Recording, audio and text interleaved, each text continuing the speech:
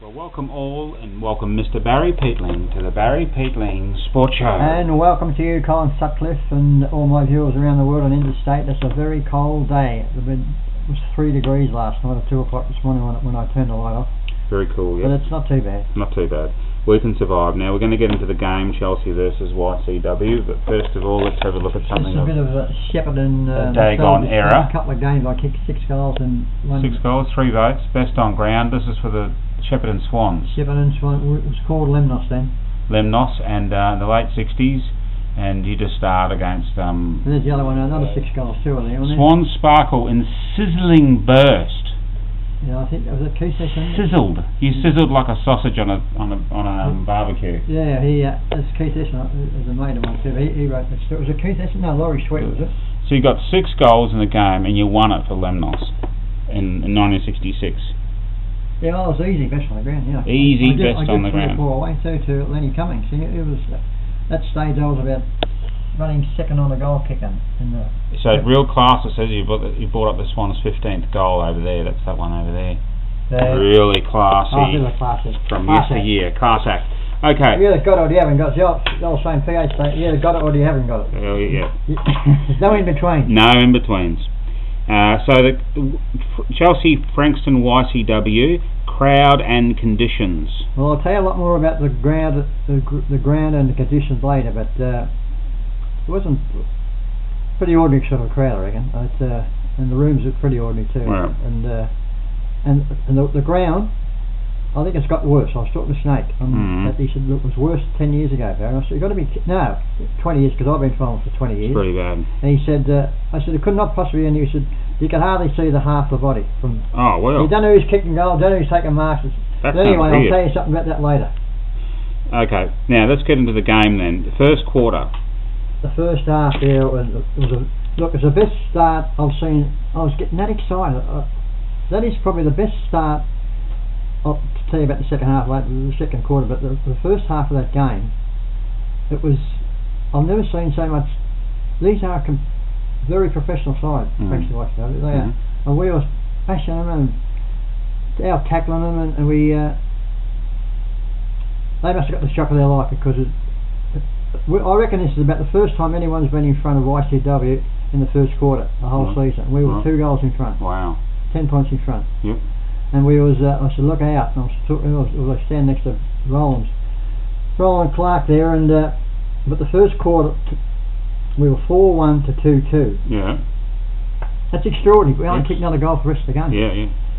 It was good to watch. At the half time, 5-7 to 4-5. We're only 7 points behind. All right. I mean, it was. They were playing well above themselves, Chelsea, but and YCW probably couldn't believe what we were doing. Yeah.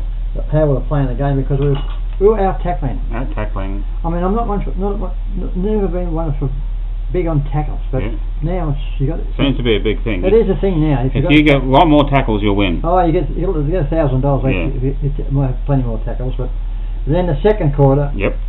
Second half. Yes, second half. Then they just started to get everything flowing. They must have got the shock of their life. The coach must have said, right, well... Yeah, you're not going to... I mean, they said, these fellas have won a game, and... Yeah. But anyway, they just started to take over.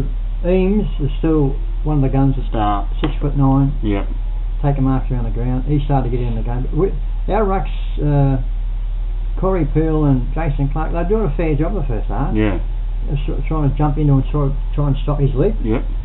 But they got the machines going boldly, and but they had about 4 or 5 out too. Yeah. Good players out. Yep. Tony Lester and one of the Barrys. Only one Barry playing, I think. Yeah, I think the other Barry's playing for Footscray. Is he still? He played last week too. Yeah. Is he still played again? Is he? I think so. Yeah. But at 3/4 time, they were 11-5 to us. 4-5. Oh right. But then the last quarter, as I said here, only for bad kicking, Colin, we could have been massacred. Yeah. They kicked 11 goals, 18 after half time. They just took over. It was just a bit of possession, but we were battling. Our defence was probably causing a bit of bad kicking too, because some of the goals I was missing, I probably would have kicked them with their eyes closed the last couple of weeks. But it was a very good performance by Chelsea. It should be quite proud of yourself, even though we got beaten by 12 goals or something. Very good. But So the final score? The final score was 16-25. And we kicked 2 points in the last quarter, 5-7. Yeah, we fell off. But I wasn't disappointed, Colin, because we only had... we've got a very ordinary side at the moment. Who's getting excited talking about it too. Okay. But, let's go. Before we get the highlights and other things. Yeah. Let's just get the facts. Goal kickers. Goal kickers. Jason Clark kicked 2 beautiful goals. And really were good goals too. Bradley Clark kicked 1. Bywaters kicked 1. Daniel Arden kicked a nice goal. But that's all the goal kickers. But, so there's the goal kickers. Give us your group of best players. Well, there was a lot of good players up till half time, Colin. Yeah. After half time, they dropped off. They sort of faded out. But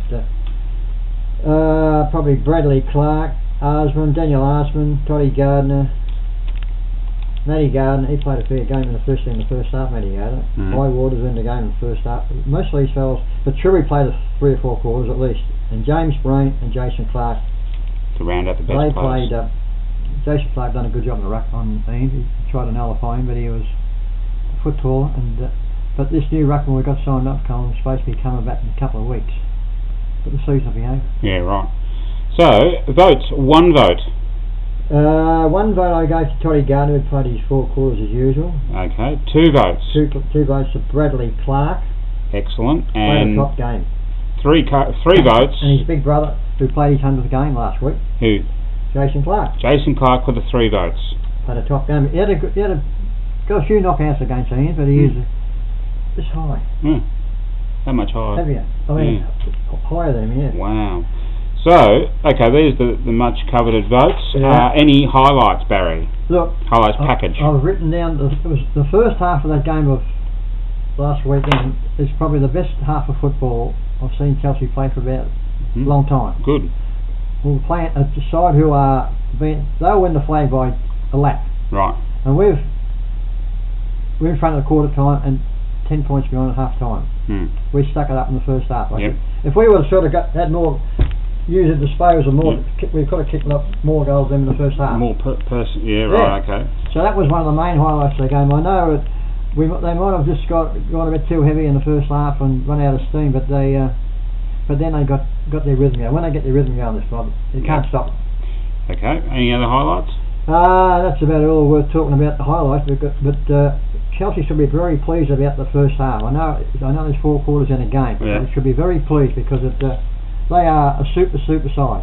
Very good. So next week, what exciting game we've got for next week? Very exciting. It's a bye. Queen's birthday. How many byes have we had this year? About 3? About 3. Yeah. It seems like it. 5 byes. Seems like it. Okay, well that's a bit thrilling. So you want to say something about people saying obviously and absolutely, Barry? And I remember I said a few years ago. What about no's? Nah. What about nah? Nah. But Kevin Bartlett, this is about 3 years ago. I had to go up to these fellow sports commentators and people. But the latest one now is obviously. Obviously, yeah. Every person asked the question. Obviously. Obviously. Do you think it's someone else a stupid word and obviously for God's sake? Of course, and absolutely. Everything's absolutely. Yeah, a lot of people say that. But these sports, they're trying to buy time. They go, what do you think of that? Absolutely. Yeah, absolutely. Yeah. But the obviously is giving me 3 or 4 headaches a day because it's. So what's your message? Learn how to talk a sentence without obviously, absolutely, and I mean, most of them start the sentence with Or like. I mean, it's like. If anybody checks out all my videos over the last 4 years, you won't even see one one obviously, or one absolutely. Except in this video. No, well, that's right. Yeah, I'm telling about. It's very. I mean, some of these commentators in the morning, the sports commentators, they start off, obviously. I know. That's the first 2 words. Get a life. Think what you're talking about, for God's sake. Now, after that. Cut the other off my chest anyway. Now, Muhammad Ali. Muhammad Ali, I just said to Colin a couple of minutes ago. I wrote a video. We done a video about 12 months ago. I said Muhammad Ali was on his deathbed. Yeah. I got a little bit ahead of myself because I thought he was slightly on his way out, but he is. I wrote a thing on Facebook. Someone put a thing about Muhammad Ali on Facebook. He's the most exciting and the best boxer the world's ever produced forever. Yeah. And he's the best entertainer. Yeah. And he's one of the greatest. What's the word? Nature, looking after other people. Yeah. What would you call that? Good natured, yeah. But he's generous. It can be generous, yeah, generous. So that's another good word. And he was always looked after the poor people. And he could speak. He could speak, and he predicted I would never miss one of his fights. Every fight he started. He was amazing. He was amazing. He'd nominate a round, and sure enough, bang, and it'd go down. Especially with George Foreman. He backed himself up with what he said. He was the greatest. He is the greatest sportsman. I said this years ago. Oh. The greatest sportsman I've ever seen in my life. That's counting football, baseball, soccer. Wow, that's not saying something. No, he was, he was. Yep.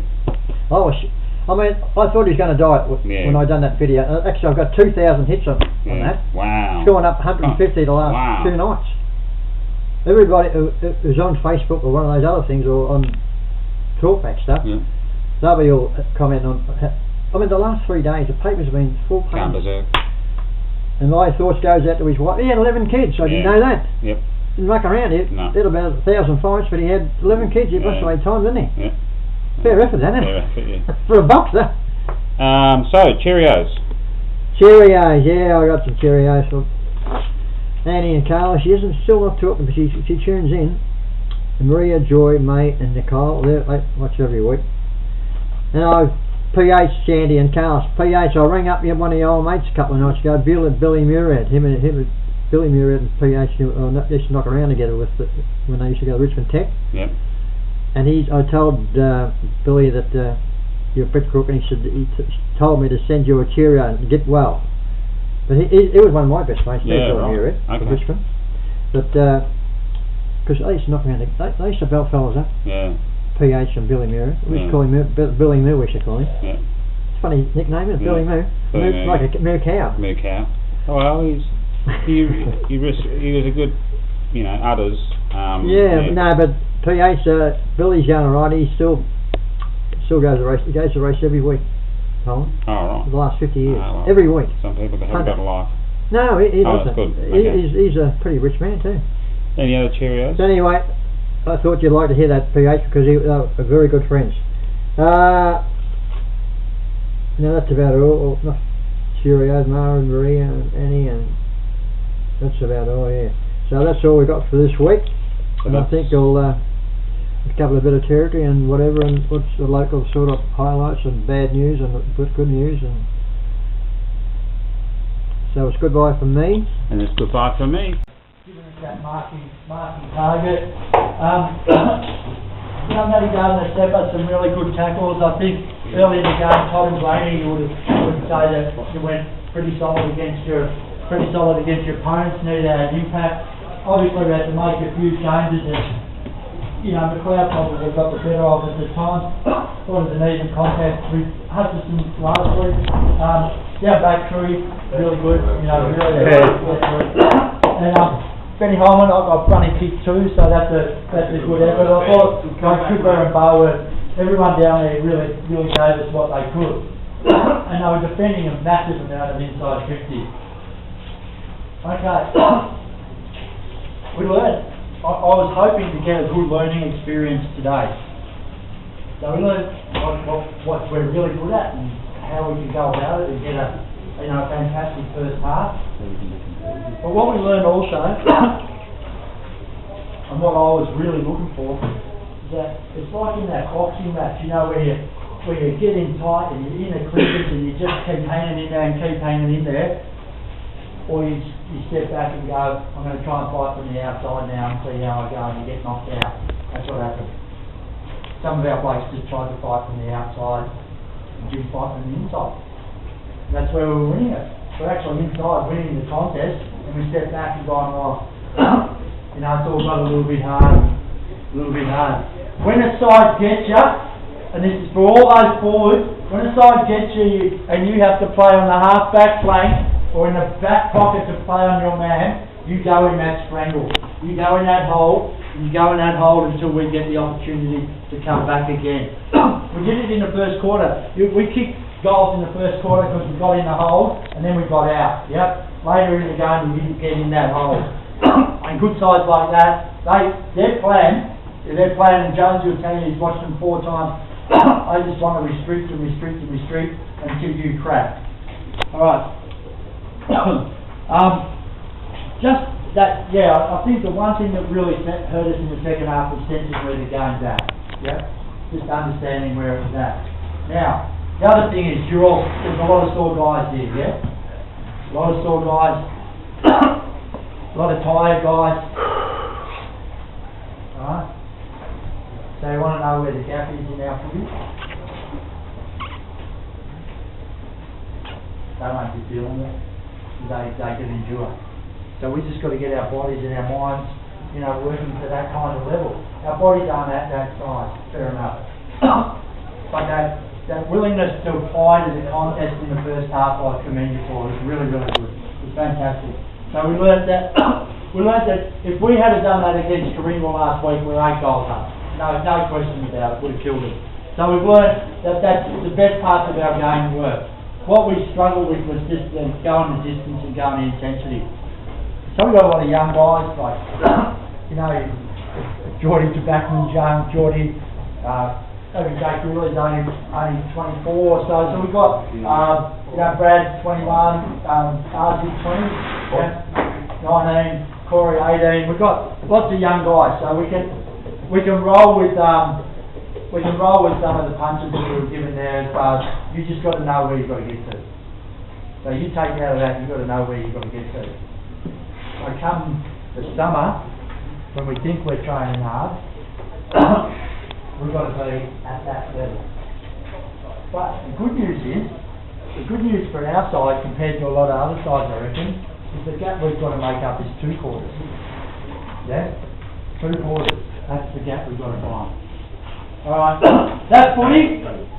Well, it's just been around like most of these blokes for the past 3 years, and it gets to this point of years and like up to mid-season break, like we either go 1 or 2 ways through it. Happened the last 3 years. Like all I heard about Chelsea and all that stuff this year, we've gotten better, we've got close as a group.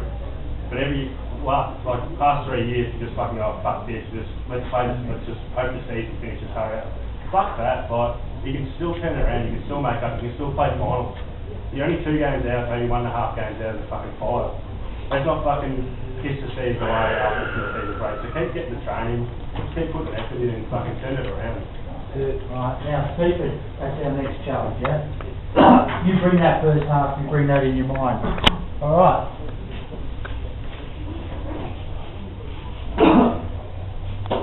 Tuesday night, we're off. Yeah? So you should buy, you're off. Does anyone can't make it Thursday? I'm away, I'm in tomorrow. You're away the whole week? Oh, you just can't be staying around there. So Thursdays we're back, yeah? We just need depression. We just need depression and make sure. I know I say I want to train you really, really hard, but I'm looking at your bodies here now, I'm thinking I want you to recover by Thursday to train hard, rather than just punish your body Tuesday and not get depression. Is that clear? So we just go back to tomorrow. Let's get that photo going again. Get down the beach. It's storm last couple of weeks, so just make sure tomorrow, everyone's good. Tomorrow night, whatever. Just make sure we get that photo again in that group, so everyone's doing a recovery. Yeah, get your recovery. Sorry, get your recovery and get your head around like, fuck, we're okay. We are good. We've just been pantsed a little bit there in the second half. But Thursday night you just come back and bring it. And you miss 2 out of those 3 nights, I don't reckon you're very good. And some guys, I can tell you now, there's some young guys I'm going to give a crack, and some of you guys are going to miss out. And that's just the way we're going to roll as a footy club. But first half showed us a lot. Second half showed us a little bit more too. But be ready for Seaford, because our best will get us the result. That we've got a target to kick the ball to, so that's just that one change up. Obviously, Navigard, you're starting in the middle, they've been really good. And then it's the same. So, since has gone down, so Liam Charity will be our backline rotation, and that leaves Sepper and Arzi for the midfield, okay? And we're just going to have to tough it out. We have, alright. 22 tackles, 43 for the game. So quarter time we said season high 21. Half time, season high 22. Well done, Charles. Great crew. Keep it up. Amazing. Great crew, sensational. Knows when to go for the mark, knows when to go for the spoil. You know, that game played so much between the arcs, and they got a couple of goals because they got long inside, you know, and they kicked some off the pack. We still got to get better on that line. Kill it. Just kill the fucker, okay? If you're going to go with every intent in the world. Don't just go, oh, drop short or whatever, just go. Alright, pretty good, I reckon, in that back half, just spoiling.